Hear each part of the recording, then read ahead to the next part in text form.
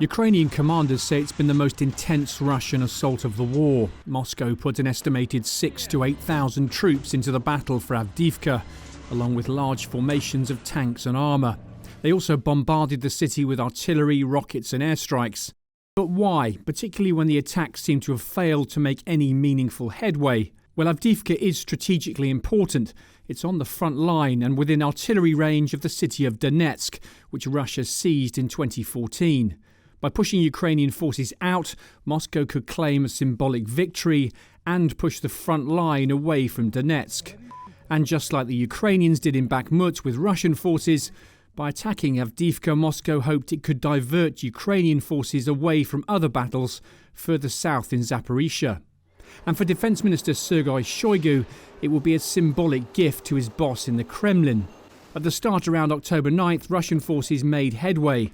The plans seem to have been well concealed, and they seized several villages around Avdiivka.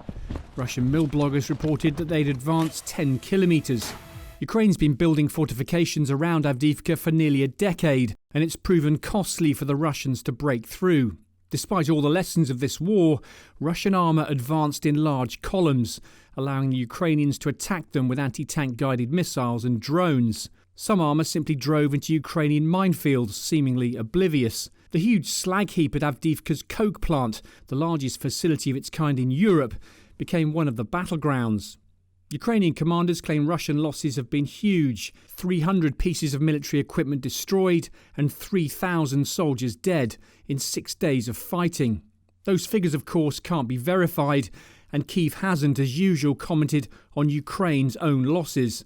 But the rhetoric from Moscow has changed, with the Kremlin tempering expectations. In a TV interview this weekend, Vladimir Putin called the operation active defence rather than active combat. But analysts have warned this might just be a tactical adjustment. Ukrainian military observers say Russia has 26 rifle regiments deployed along the Avdiivka front. If Moscow tries again to encircle the Ukrainian defenders in Avdiivka, and they have reportedly penetrated the flanks of this cauldron, then they can expect yet more losses. But as Bakhmut and countless other battles have shown, expending troops for territory isn't a concept that offends the Russian High Command. Simon Newton, Forces News. Thanks for watching. For more from Forces News, like and subscribe to our channel.